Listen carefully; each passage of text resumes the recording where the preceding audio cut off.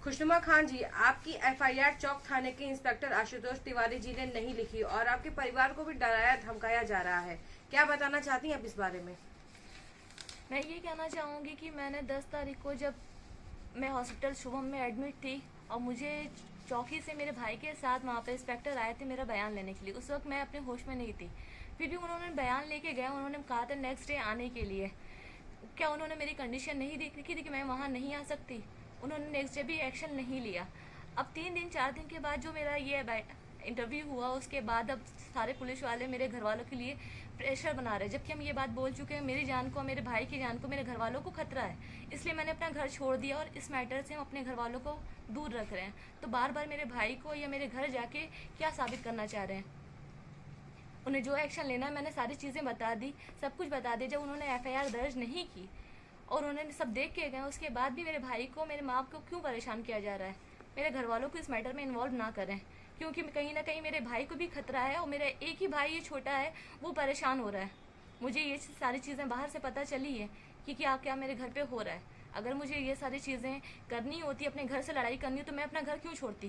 क्योंकि मुझे अपने घर से मुझे मालूम था कहीं ना कहीं मेरे पर भी दबाव बनेगा, मेरी जान को खतरा होगा। यह हो सकता है समझौते के लिए वो लोग प्रेशर बनाए, और बार बार मेरे घर वालों पर प्रेशर क्यों, किस लिए बनाया जा रहा है, मुझे ये बात समझ में नहीं आ रही है। नायक जी, हम आपसे पूछना चाहते हैं कि न्याय की उम्मीद लिए खुशनुमा खान जब आपके दरवाजे आई हैं और उसमें क्या अभी आगे क्या कार्रवाई कर रहे हैं आप? जी देखिए, 10 तारीख को थाना चौक पर इन्होंने अपने भाई से एफआईआर भेजा और एफआईआर जो है अभी तक वहाँ के थाना इंचार्ज ने दर्ज नहीं किया। आशुतोष तिवारी नाम है इनका, बहुत जिद्दी आदमी हैं, आचार्य चाणक्य से भी ऊपर के जिद्दी हैं ये। तो इन्होंने दर्ज नहीं किया और उसके बाद जब इंटरव्यू दिया गया, जब इनकी मुद्दे को उठाया गया, तो उसके बाद वो और बौखला गए और बौखलाहट में आकर और इनके पति के इशारे पर उनसे पैसा खाकर, वो और एक और हैं दरोगा हैं ओम नारायण शुक्ला, ओम नारायण शुक्ला को कल भेजे इनके घर पे रात को 10:30 बजे और एक महिला कांस्टेबल के साथ।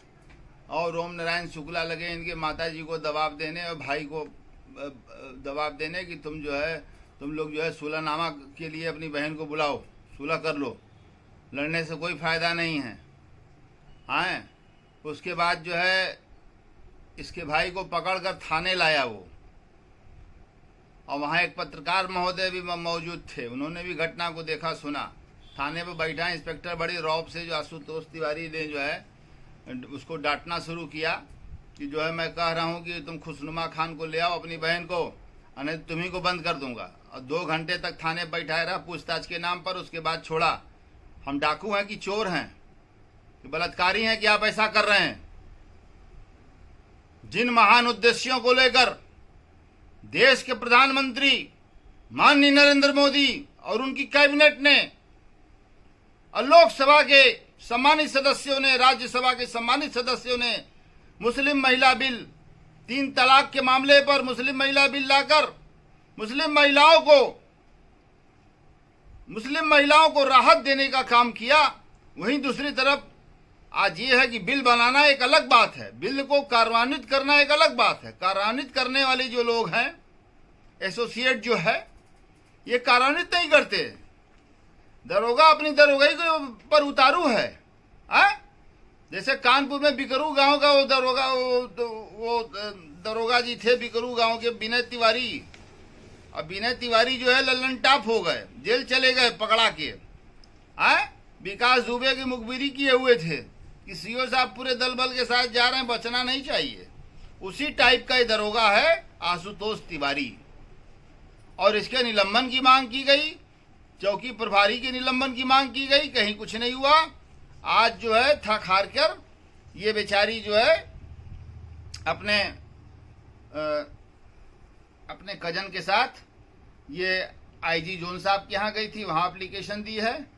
अपर पुलिस महानिदेशक माननीय श्री ब्रजभूषण जी को के यहाँ पर एप्लीकेशन दिया इसने, और सारी घटना को सब बताया है और कार्रवाई मुकदमा दर्ज करने का आश्वासन मिला है। मुकदमा दर्ज नहीं हो रहा है, हैं? इशू बनाए हो। इसी तरह विनय तिवारी था, आशुतोष तिवारी जी, इसी तरह विनय तिवारी था कानपुर का, चला गया जेल। और वही हरकत आप कर रहे हैं। आप भी मुलजिमानों को शरण दे रहे हैं। आप भी ताज मोहम्मद जैसे हिस्ट्री सीटर को आप जो है शरण दिए हुए हैं और लड़की का लोकेशन जानना चाह रहे हैं। आपकी लड़की का लोकेशन थाने बुलाओ, थाने से निकलते समय रास्ते में कहीं इसको सब ठोक दें।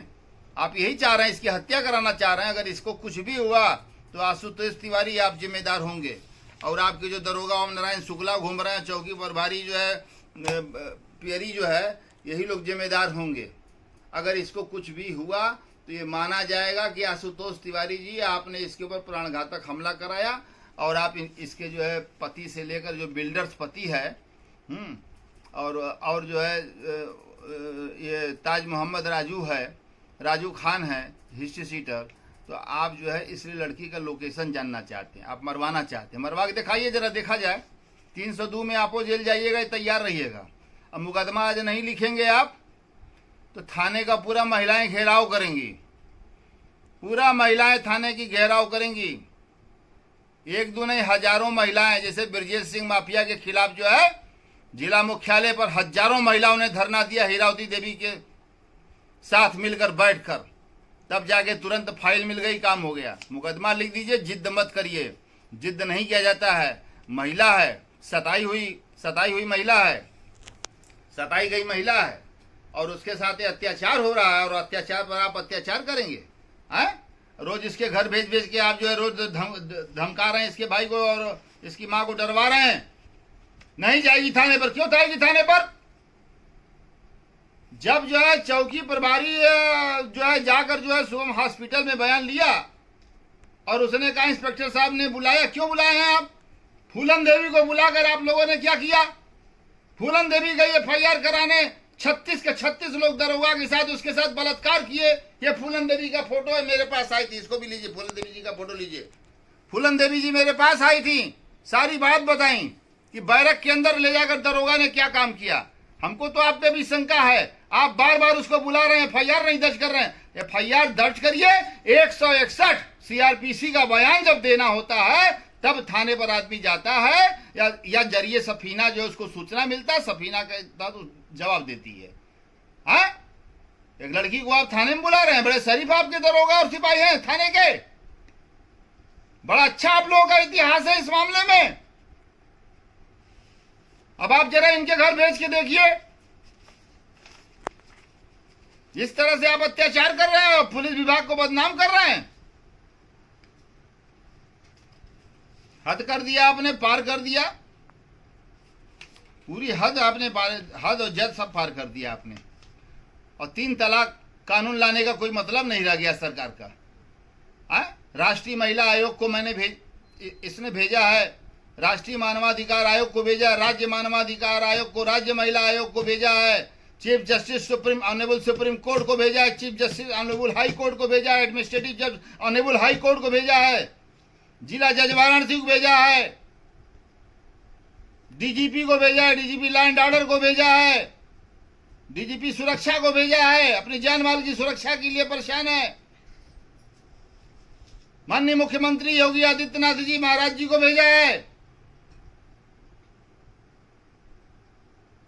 मैं पुनः समस्त बड़े उच्चाधिकारियों से,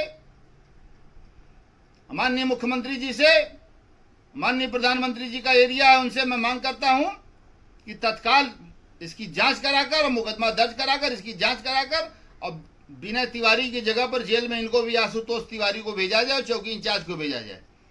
जो लोग परेशान कर रहे हैं धमकी दे रहे हैं और हिस्ट्री सीटर को थाने में बैठा के चाय पिला रहे हैं।